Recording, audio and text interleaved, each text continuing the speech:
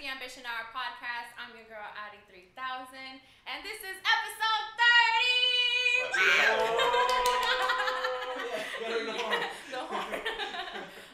First of all, I just want to say thank you to all the viewers that are watching us here on live on WTW TV, and the ones who are listening on WTW Radio on Apple and SoundCloud. If you are watching us on live, then you see that we have a special guest here. So shout out to DJ EFN. Make some noise for him, you guys. So I'm really excited because this is the first time that we go live. I want to invite everybody who is watching and who is a fan of the WTW family to please hit the subscribe button. That way you guys get notified. I do this thing where I subscribe to a channel and then I get the little bell to notify, so that way I get the email. So I want you guys to do the same thing. Join the WTW family.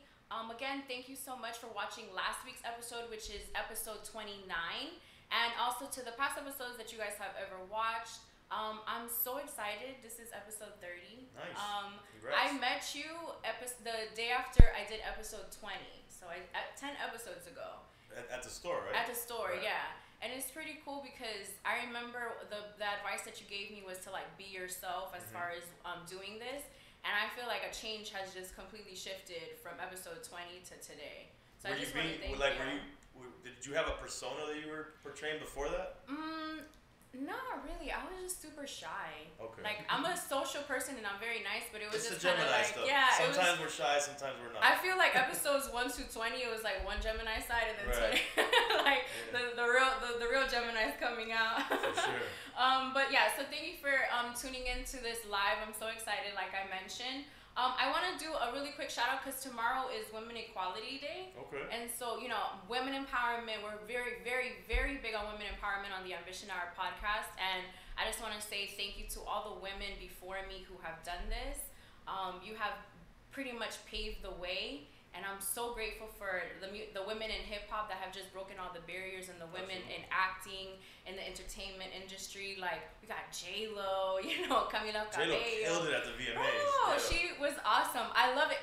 Did you know that the award, that Vanguard Award, has been around for 34 years, and it's the first time that a Latino artist has won it? Really? Yeah. Big up to J-Lo. Right? Shout out to J-Lo. We talked about that on the live, and I thought that was something that was so important because as Latinos, I feel like we play also a big part in hip-hop. We're going to get into that later because that's something that I really want to talk about because I feel like we just play such a big part. We're out here just like, giving to the culture and being part of it, and I love that. So I introduced you. Go ahead and let the people know, let them know about yourself. In general? Like, you want me to run it down? It's a long story. EFN, I'll do the short version. Yeah, give us the short version. EFN, I represent Crazy Hood Productions as my company. I'm the co-host, co-creator of the Drink Champs podcast. Yes.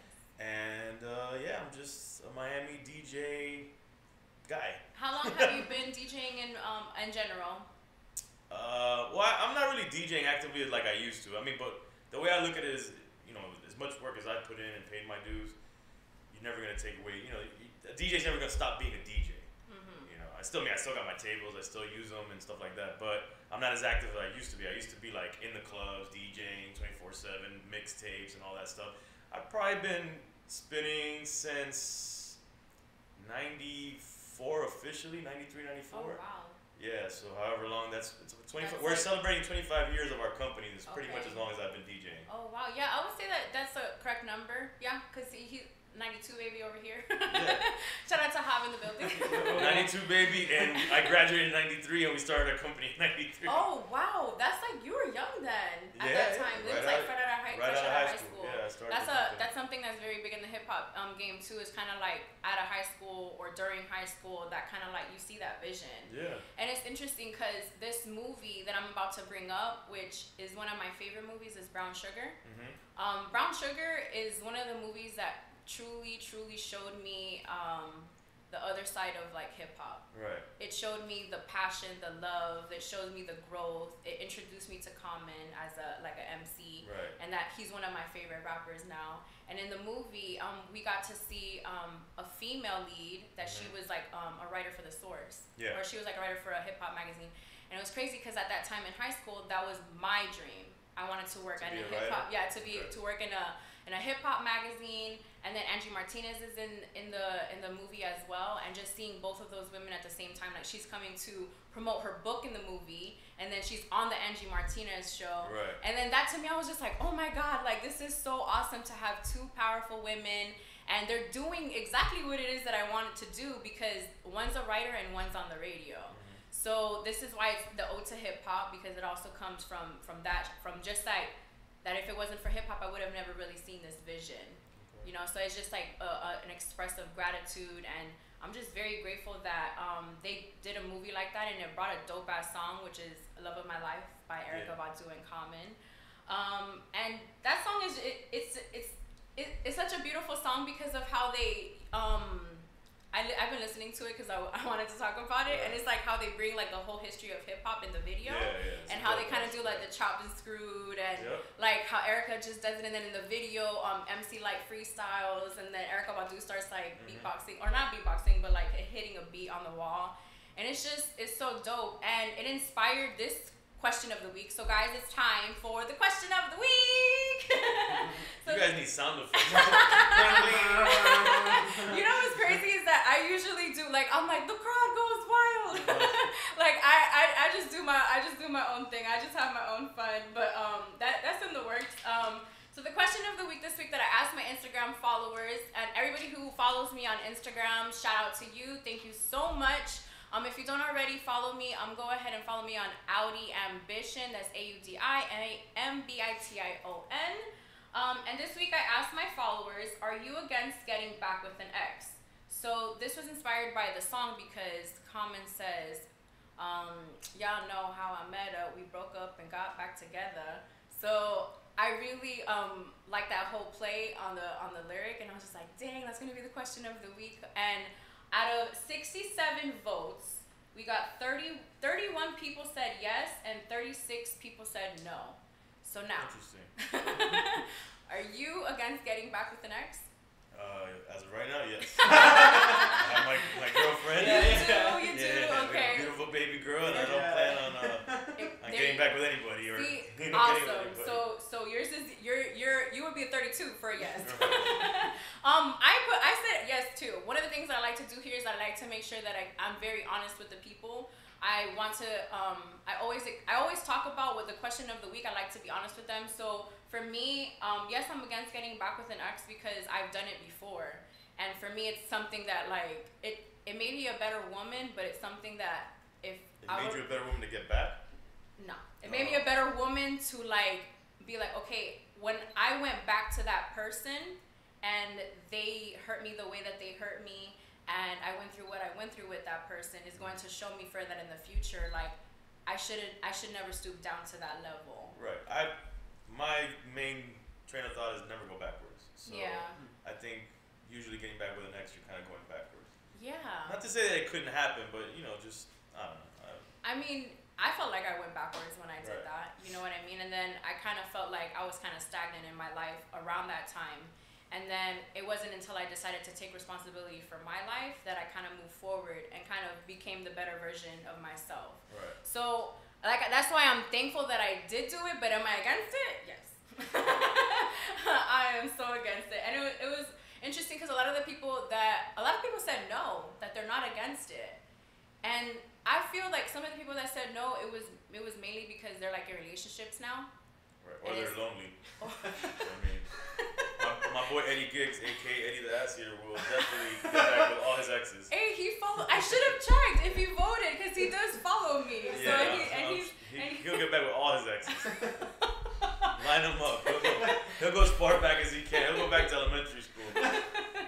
That's hilarious. But yeah, so a lot of people that said no, I just find it interesting. I always like to see and kind of like to think of why people would say no. And what I love is that, shout out to all the people that always like talk to me and they like tell me about it. Like they DM me and they kind of share the experiences of like getting back with an ex, and I'll give them a chance, or no, I don't want to go back to that person, or yes, or like I love that because I just appreciate it so much. Like, yes, tell me how you feel. I want to know. Like, that's the reason why we have the question of the week. And so, okay, so hip hop turns 45 this year. We celebrated August 11th, 2018. That's crazy. It turns 45? Yeah. 45. Yeah, I thought it was a little older than that. I mean, it could be, but I turned 43. Did I turn 43? When you can start getting to that age, you don't even want to remember the age. Yeah, I'm 43. Yeah. So crazy. Well, it was August 11th. I would say 70. Well, it makes sense because obviously I wasn't listening or understanding that hip hop was around when I was like 1 year old. So yeah, that does make sense. I wasn't conscious of hip hop as a baby. Yeah, I love that hip hop has been around for that time. And then the reason why I found out about it was because BET was like holding a special of like, you know, hip hop turns 21, and they basically talk about like the money side of hip hop and like how it has influenced hip hop in a way that like the people who created it, they didn't get as much money as the artists that have that now. Right. Yeah. Because of the growth that it has gone through in the pioneers 45 years. Got shafted. I mean, it's nobody's fault, but it's facts, and that's some of the things we talk about that on Drink Champs. That it would be great if we could create like a union or some kind of an insurance policy or something that takes care of these people, because you know a lot of these people have over the years have had medical issues. They're getting older, and you know something they help create that's become such a juggernaut in the industry that makes so much billions of dollars. They don't benefit, and then here they're and struggling to pay medical bills or whatever. Yeah. And I think all of us who partake in the culture should be able to contribute something. You know what I'm saying? And we should create a system that helps take care of these people. Dang, yeah, that. I never really thought about that, Yeah. cause like you think like, oh well, he's a rapper, like he has, like all of that is taken care of. And what we're talking about isn't just for the pioneers; it's for everybody. For everybody. So because a rapper might have a short career, and it's a rap, you know what I'm saying? Yeah. But we're trying to figure like actors have SAG and stuff, and so it's something like that. It's like whatever you put in, you kind of get out of it, and it's to create some kind of like a social security safety net for the industry. And actors have it, why can't we? Musicians have it. Yeah. And I mean, we've been around for 45 years. Like, I mean, the ones who started it, like I've seen them in documentaries, and they're not getting any younger. No, you know what I mean? No, and we kind of have to. Bills, they have medical bills. They have families that they have to feed. They have, we don't.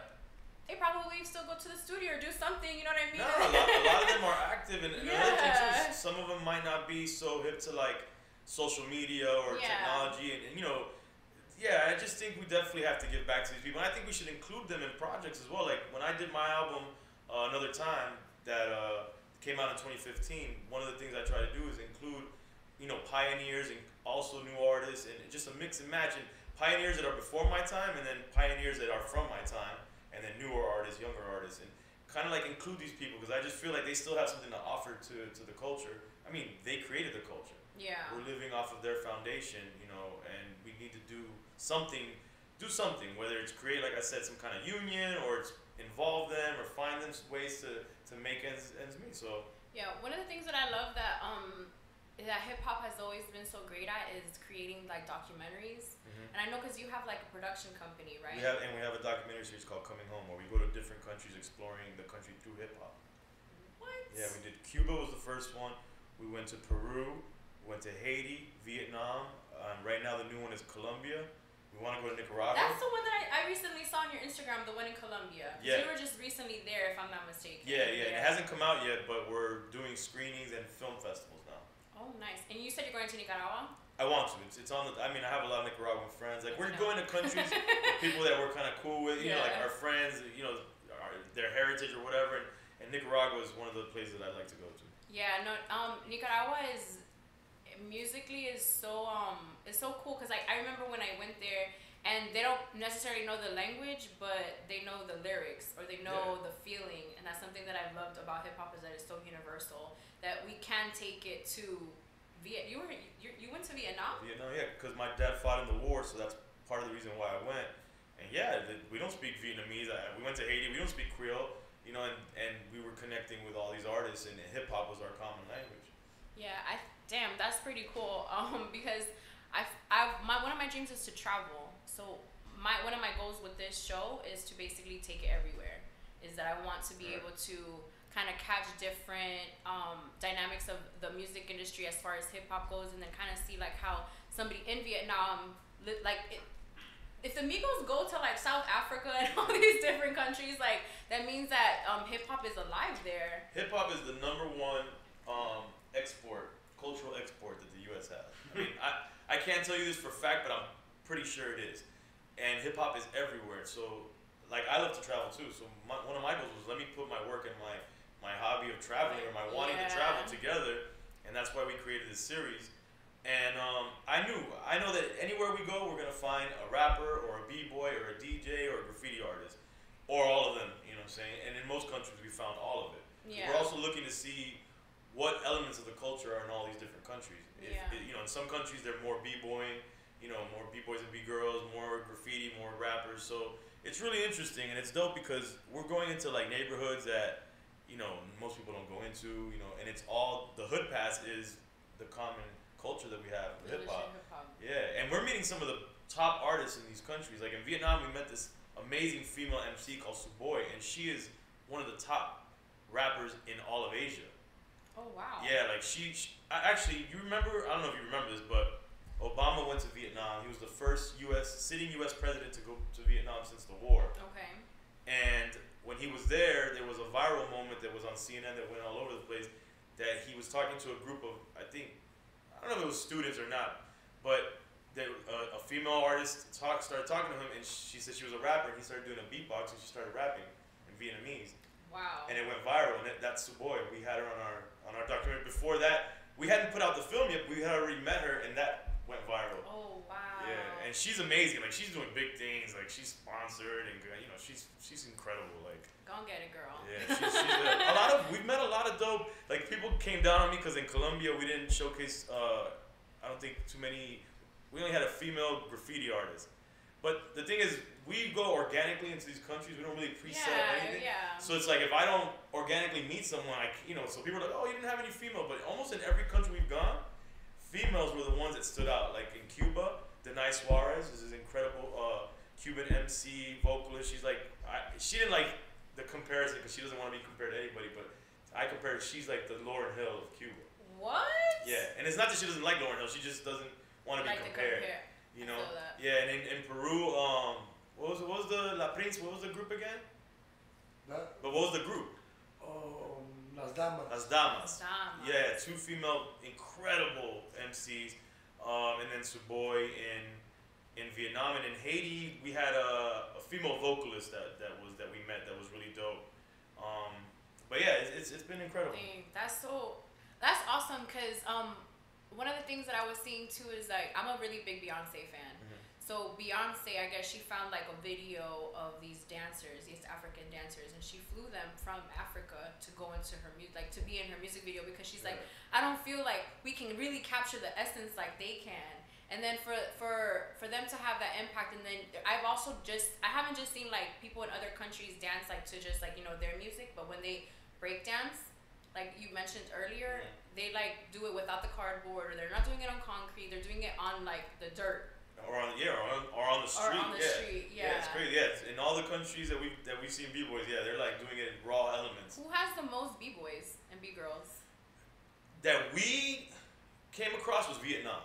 Okay. And the reason why, the explanation that was given to us is that they didn't, you know, when the music got to them, when hip hop got to them, they didn't understand the lyrics. So what they could do immediately was dance to the beat. So breakdancing was something that they like adapted to quickly because that was their way that they can be a part of the culture.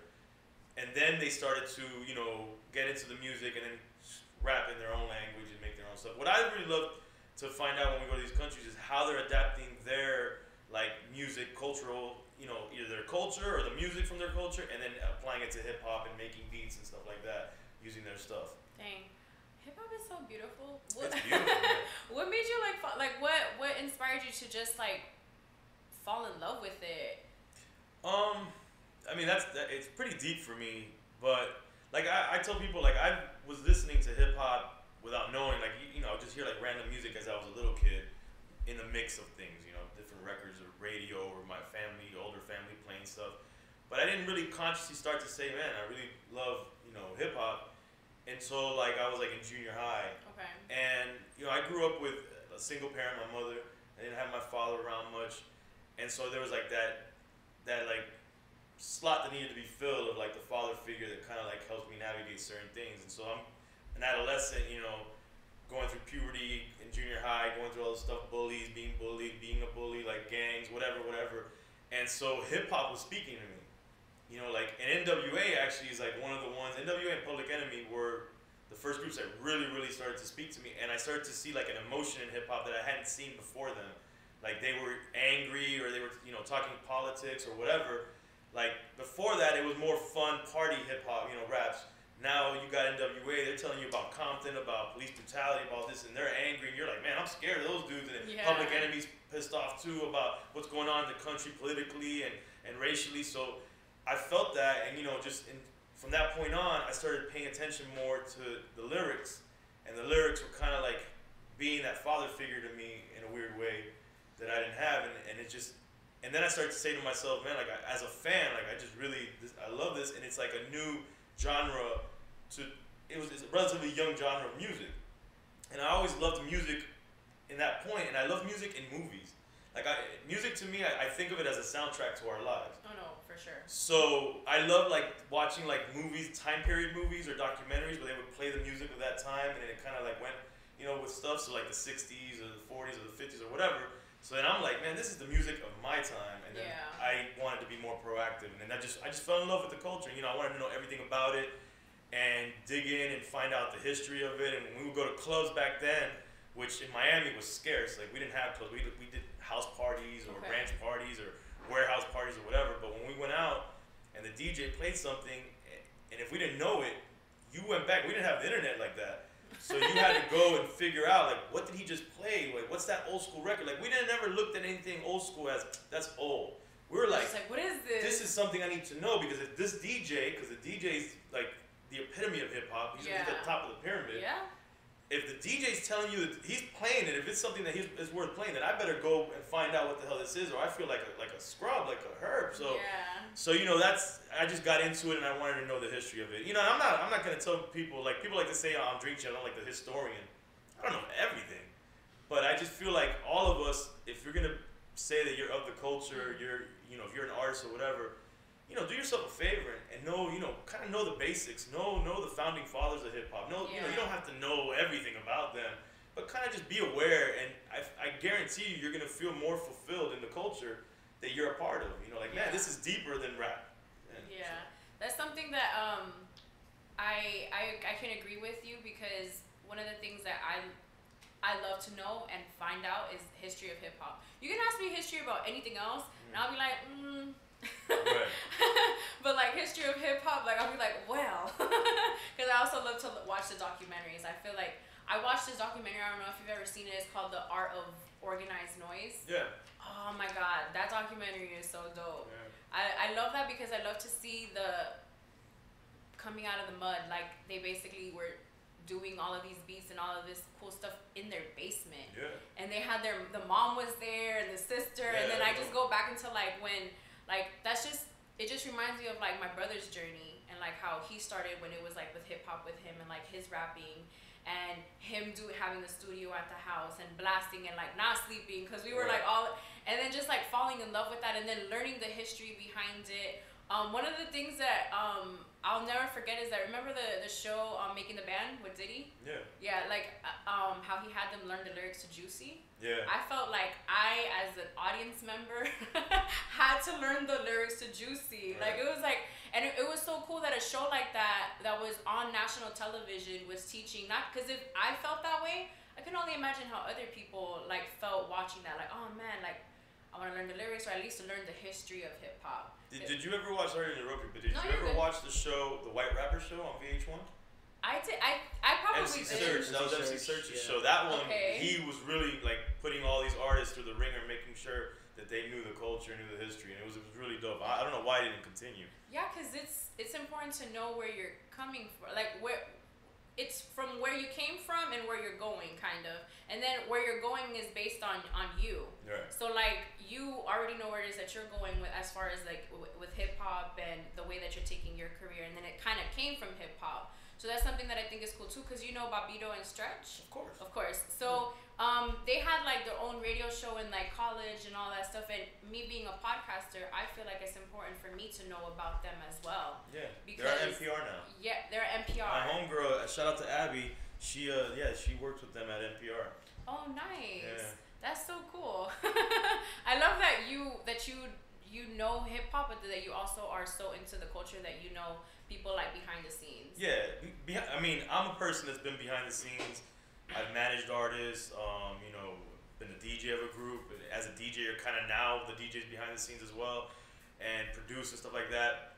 In terms of producing things, like films or whatever, and a lot of people they only see the artist, or they only see what's in front of them, and they don't fail to realize there's so much behind that's helping to organize that. So I always try to give props, and I always tell people I'm that, like I represent that on Drink Champs, like I represent all the DJs, all the street team guys from around the country in different cities and small towns that are playing these records, that are passing out these flyers, and are making these artists that we bring on our show who they are, because without all those people wouldn't be the celebrities they are now. And most of these artists and most fans forget about that. Like, somebody has to do it. Right, the artist is so yeah, I definitely I have a passion for representing, the people behind the scenes. I know that you did street teaming, right? You did it. Yeah, here in Miami. I was the national street team rep for almost every record label, and we had a street team out here.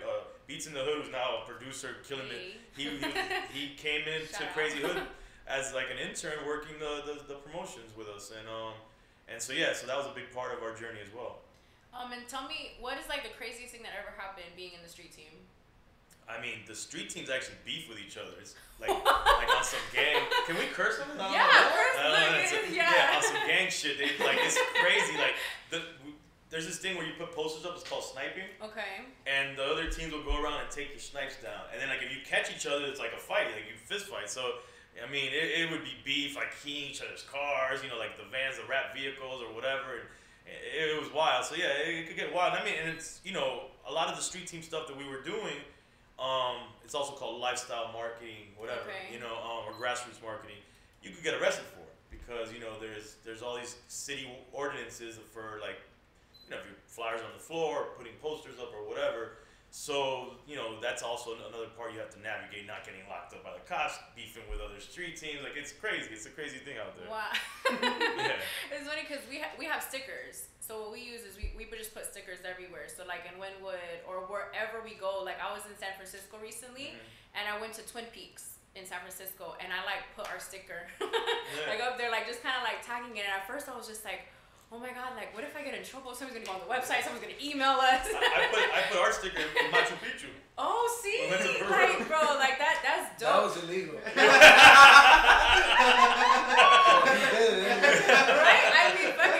I mean, fuck it. What's the worst thing that can happen? Like, that's crazy. But yeah, that's because we put the stickers up ourselves too. Right. So we're the ones. There's times that we have just gone out just to put stickers out. Yeah. So it's not easy, but I mean, if we don't do it, nobody else is gonna get it done for us. And that's something that we're very prideful here about in at the Ambition Hour and at Dub Records, is that we do everything by ourselves for ourselves. And so for us, it's like through hip hop, we have learned that entrepreneurship of like we can own our stuff, we can do our own stuff, we can own it, and we can put it out on a platform that's going to benefit us, that where it's going to take all of our listeners to and all of our fans to.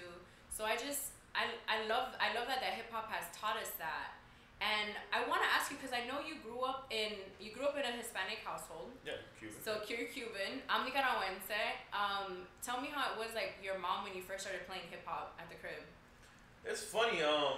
My mom was pretty artistic. Like she was always like, she's like liberal in that sense of art, being artsy and stuff. So she kind of like wanted me to be in my own, like whatever music I like. So in the beginning, it was funny because I was young and when you couldn't buy these albums, because the explicit lyrics. You had to be like 18 or older or something. So I would like tell him, hey, I need you to buy this.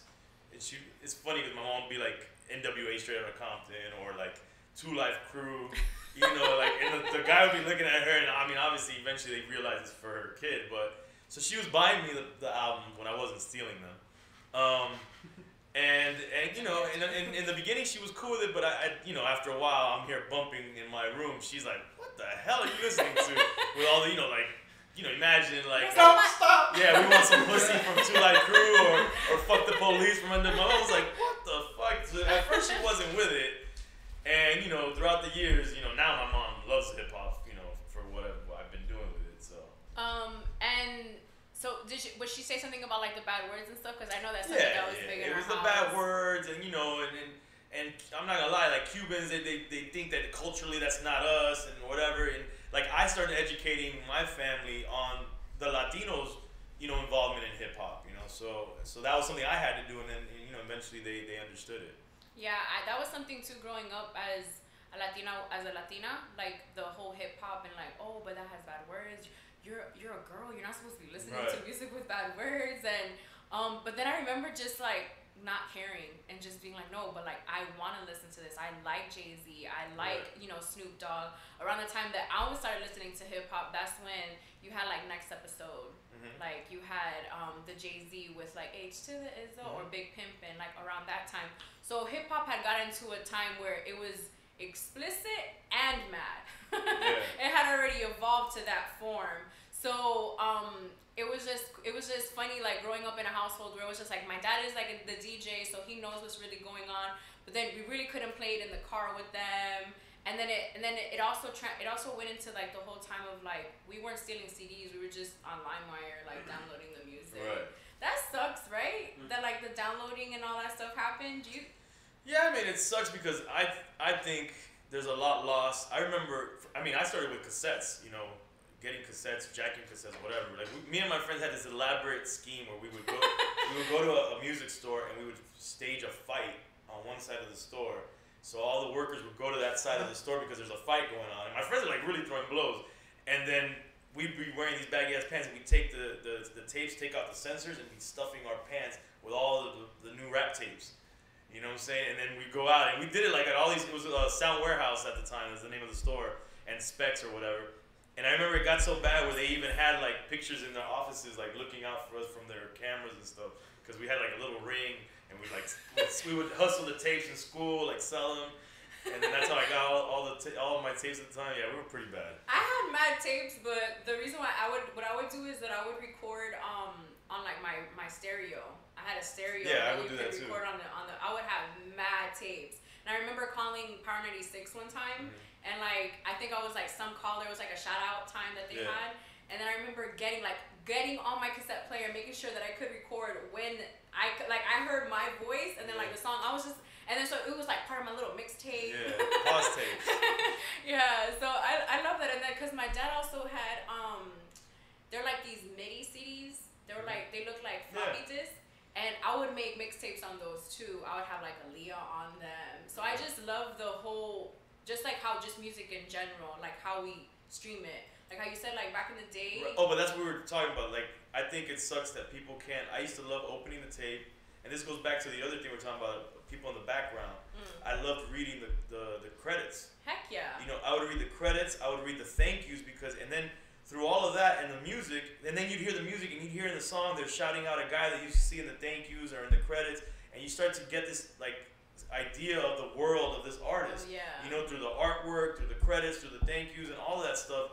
And I just feel like that's like a lost art, like a lost part of the culture that you can't physically like look at all that stuff. Like I would sit there. I remember I'd get a new tape or even a new CD when CDs were the thing. And I'll just get in my car and I would pop in the thing and I'll just read it while I'm listening to the album for the first time. Heck yeah.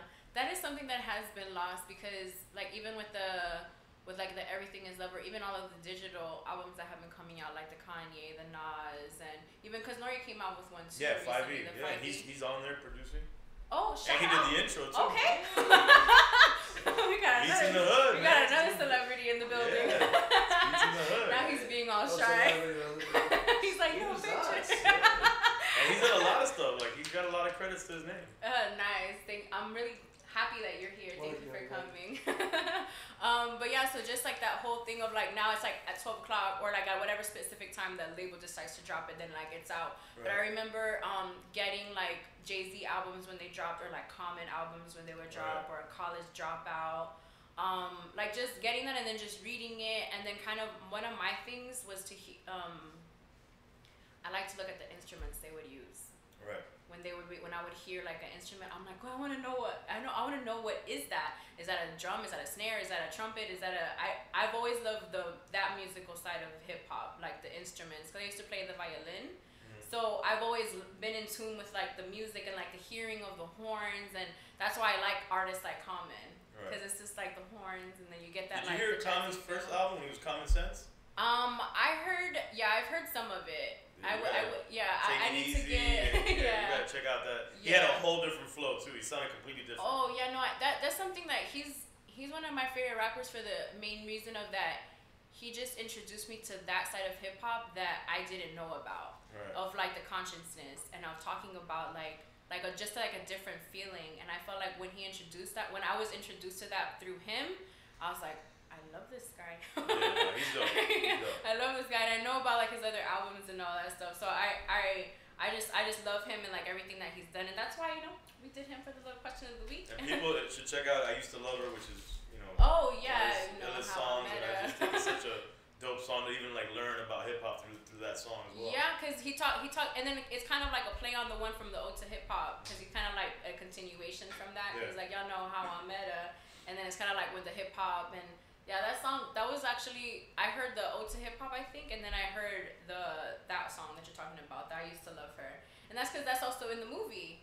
In Brown Sugar. That's like a song that it's like a cute little scene that they have, that they're like rapping because they're like best friends that like fell in love, like they end up falling in love. Have you seen it? Yeah, but it's been so long. Like, I have the party brain, so.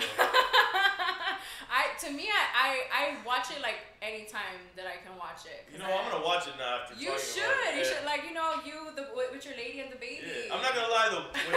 It is. I remember watching it, but I remember also feeling it was like a chick flick. So I don't know if I like really got into it as much as maybe I would have.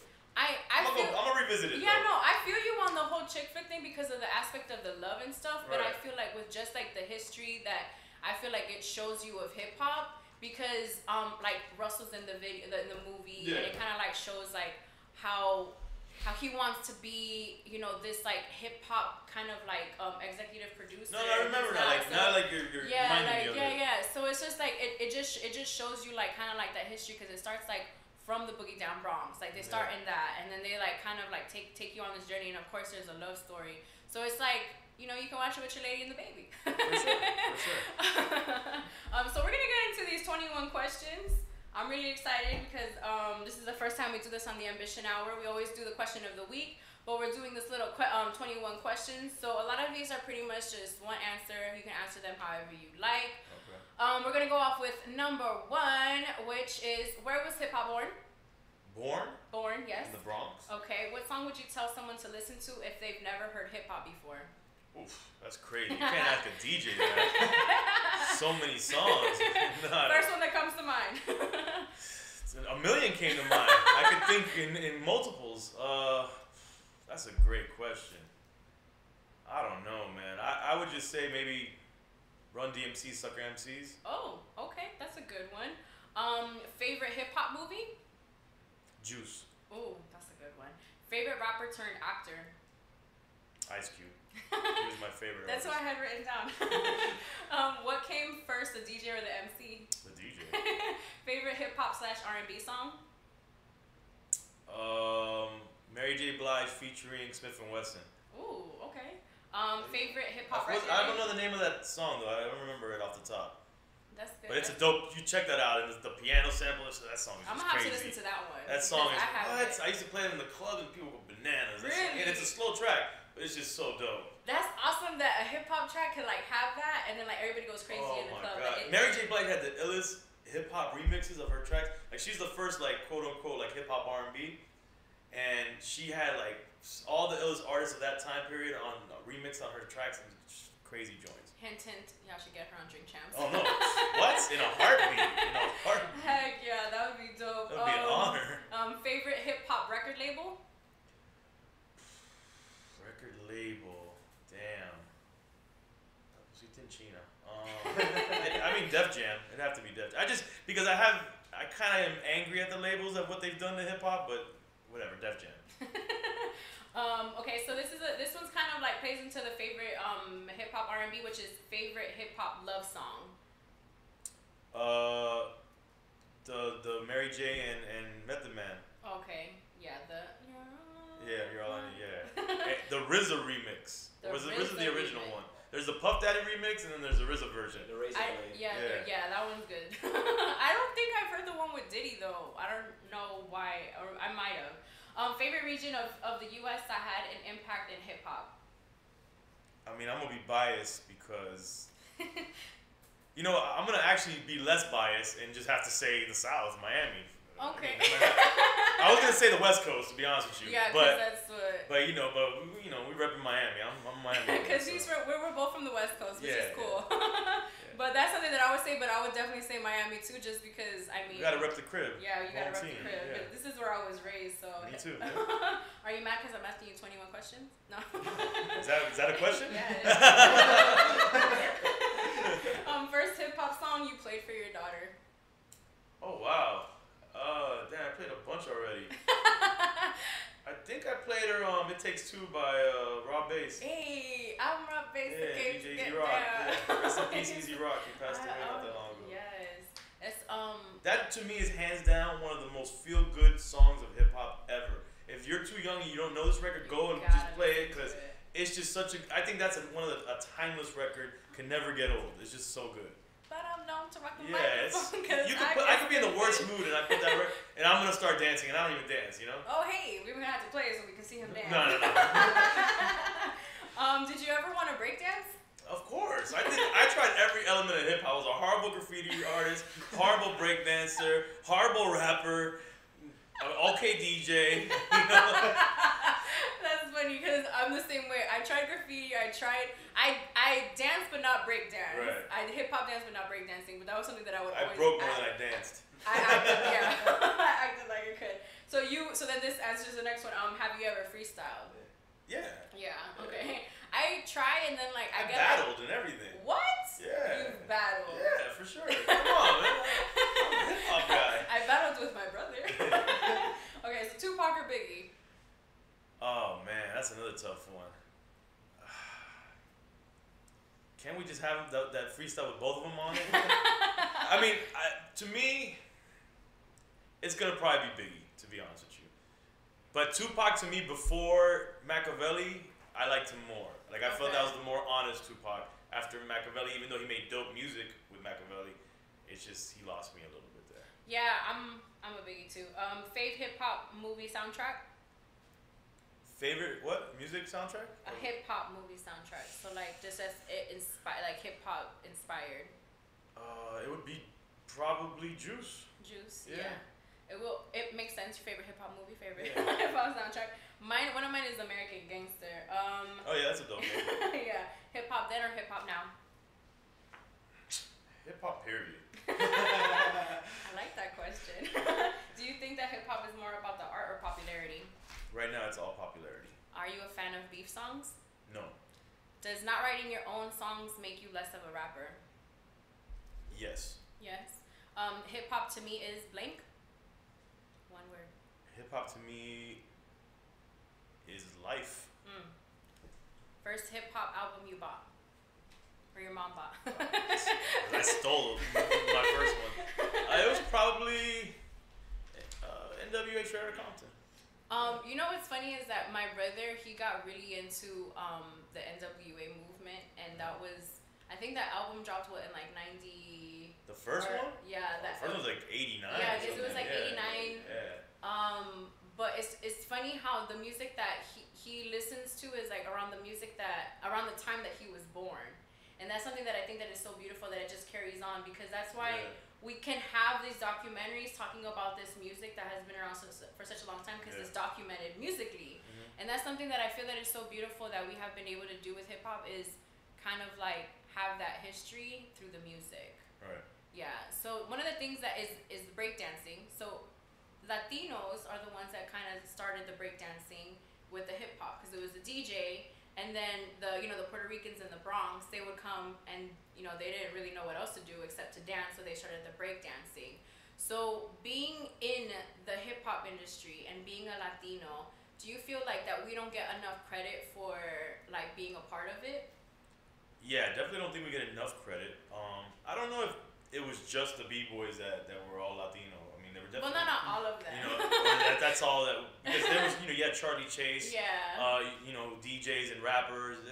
We were all over the scope of hip hop, not just, but it was a lot of the b-boys happened to be Puerto Rican, Yeah. and probably Cuban too. There's a lot of Cubans in that time I period know. over there in Uptown. So I don't know why they don't get credit, but but yeah, I mean, look, honestly, hip hop was born of just like poor neighborhoods and people making something out of nothing, and I think that is beyond race, But we do have to acknowledge, and even for Latinos, music and especially hip hop, a lot of the music that we love, the origins of it all come from Africa, like the sounds and the congas and the bongos and this and the music from our countries too. A lot of it comes from Africa. So ultimately, it is a black music in the sense that it's African music that it's all derived from. But that's almost all music, like even rock and roll. It's coming from black artists. So that we have to understand. But in terms of like the building blocks of the culture, Latinos were there from the beginning. Yeah. And what happens is industry and marketing changed the way people thought of it, like where Latinos weren't. And so Latinos were always struggling because we weren't in front of the camera. Because the b-boys, once rapping took off, the b-boys weren't necessarily in Front Street anymore either. Yeah. So, and then there was a lot of Latino rappers, but the labels didn't want to promote those guys. Yeah. Because I remember even in the 90s when I was pushing my record label and going around, and I would, shopping all of our demos, and Crazy Hood is like 50-50, Latino. People were like, oh, do you do Spanish rap, or do you do salsa music, or do you, we don't just do that. They didn't want to like respect, or take us serious as, hip hop artists, and that bothered me a lot. And it's funny because when I would go to New York and go to these places like the Source magazine or whatever, the people behind the scenes for the most part are Latino. And a lot of the major labels that were pushing hip hop the executives were Latino. So, and then there was a lot of artists, but they just, for some reason, the labels didn't feel like that's who they wanted to push out because they didn't think that would sell nationally, And so that's what ended up happening. So what happens, a whole generation grows up where Latinos seem like they're always like trying to be hip hop. Yeah, no, we are hip hop. Like we're not trying to be hip hop, or we're not trying to be like listening to like black music. Like it's just hip hop. And then I feel like we play just a huge role out of it. And I actually found out that Latinos are the biggest group that listens to hip hop. Yeah, like it's the biggest group that listens to hip hop. When I knew how global hip hop was. Hip hop is alive in the Latin community, but it's also kind of like, because you have the Spanish trap, and then you have the reggaeton, and then you have this, and it's just kind of like, no, but you're supposed to be listening to that. Right. It's like, but why? You know what I mean? Like I love listening to the hip hop that. Well, like, you know a lot. Sorry, no, you're good. A lot of these subgenres were born out of these Latin rappers not being able to make it in hip hop, so they had to create these subgenres that were leaning Latin. And that's how a lot of this stuff was created. Another thing too that we have to understand that we're not kind of saying, because when we say Latino, we're automatically like kind of talking about like white Latinos or like brown Latinos. But the truth is, Latinos are multiracial. Yeah. So there was a lot of times, a lot of these big artists we thought were straight black happened to be Latino. They were just hiding their Latino side. Like they're the Dominican or Cuban or Puerto Rican or from wherever, And so that's another thing that we have about, like, oh, Latinos don't get represented. And what I'm talking about too is that when it was like a brown or like a straight up where someone was like can identify just by looking at the person that they're Latino, that's what the labels and the marketers didn't want to push that. But if it was a black dude that was Latino, they just told him to shut the Latino part off. That's what happened. Because I know you guys talked about that one time when Fab was on. On the episode. Oh, I wasn't there on that one. I was on vacation with my girl. Yeah. Well, there's an episode that like Nori basically like called him out like, yo. So he's Dominican, right? Yeah, like he's like half Dominican, or like I think he's like Dominican Puerto Rican or something. And see, that's why Nori, like his career took off because he embraced his Puerto Rican side. Yeah. And Latinos, we love, like that's the thing. We're great consumers. When we know someone's Latino. Like, that's the other thing. You don't have to overly market, like, oh, mira, yo soy Latino. Like, you just have to say no. I'm Cuban or Latina. this, I'm that, and just be natural about it. Like you don't have to over promote it. Yeah. And Nori just he just say I'm Puerto Rican. This is my dad. And so the Latin community got behind him. And that's kind of part that helped propel his career. Yeah, because I feel like for me, not that I was like ashamed of it, but I know that through the Ambition Hour podcast, I've learned to embrace more of my Latina side, because I do realize that a lot of Latina women are watching me, and a lot of Latina women are like, dang, if she's doing it, then I can do it too. You know what I mean? And then I also want it for future generations to also feel that way too. So then I'm like, okay.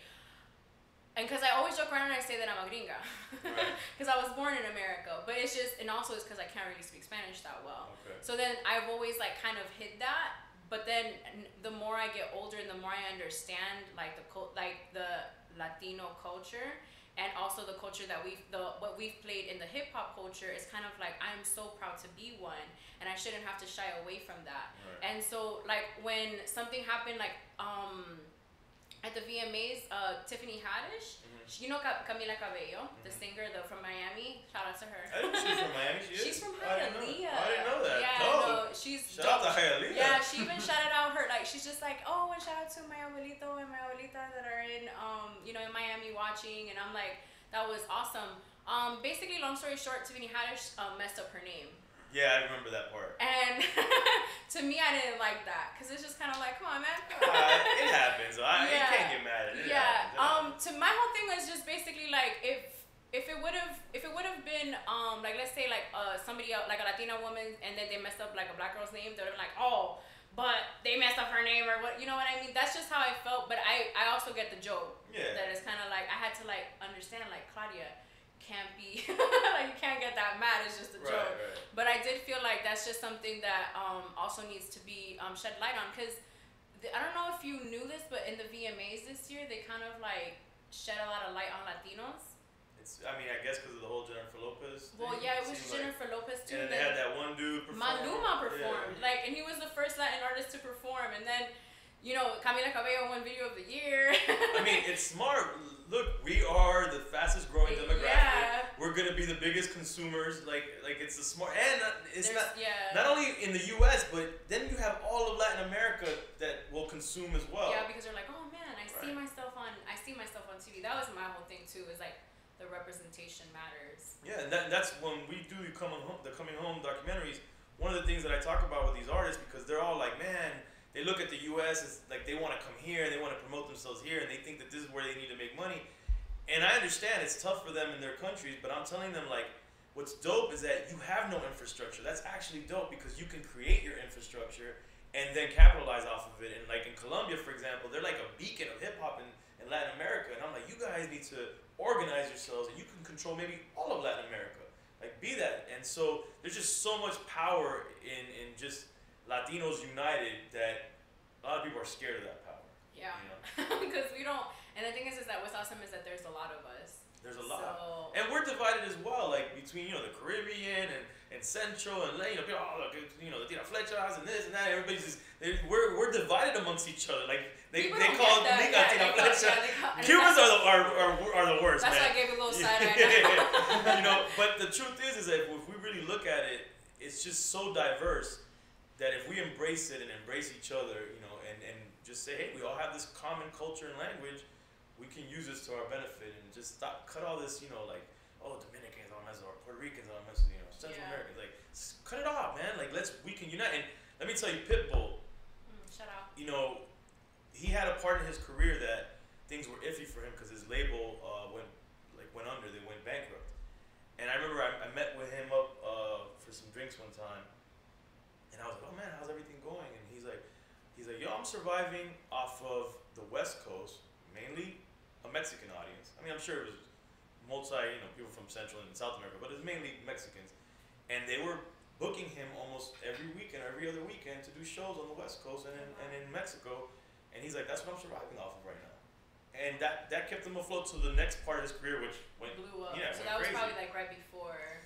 I think I remember that time in his career, because bro, I remember when they started playing Pitbull on the radio, and like the Damn It Man and the. It was after that. It was right after that. Yeah, because he did go through that little gap in his career. That we even did a Garcia, we went to Mexico and we did a show with him, and I saw like all these Mexicans. They had a big Cuban flag on the stage, and they're going crazy. I'm like, yo, you see, this is the unity that I'm talking about. Yeah, right. And then Pitt was so smart and so ill, and this is why he's so successful. So they had the big Cuban flag. He comes out wearing un sombrero to like Mexican music. That's awesome. Yeah. Him and Little Rob went on tour together. Oh yeah. We knew Little Rob. Yeah, Is a close friend of the family. Yeah. Yeah. The homeboys that took me out to do the show with Pitt, they know him too. I think they worked with him. Yeah, Little Rob is shout out to him too. He's also a West Coast rapper that we know, and it's cool because like just like people going through that little transition in hip hop. Like I remember being from here, seeing a Hispanic artist just out in the like he was out in the radio. Mm-hmm. You would listen, and then it got to a point where he was just on Par 96, and then he got on 99 Jams, 103.5, and then now he's global. He's Mr. No, that's a movement. Pitbull is a movement. He's like, Mr. Worldwide. Like he's out of control. Like I'm trying to get him on Drink Champs. That'd be dope. No, it'd be super dope. And in the meantime, he sent us some bottles of his Voli vodka. He's like, I'll be there soon. And it was customized with Drink Champs stuff on it. And he recently talked on. We have a podcast called Family Ties. Oh yeah, that's the one that you have with Crazy Hood, right? Yeah, through ours. And then shout out to Jay Havana who's hosting it.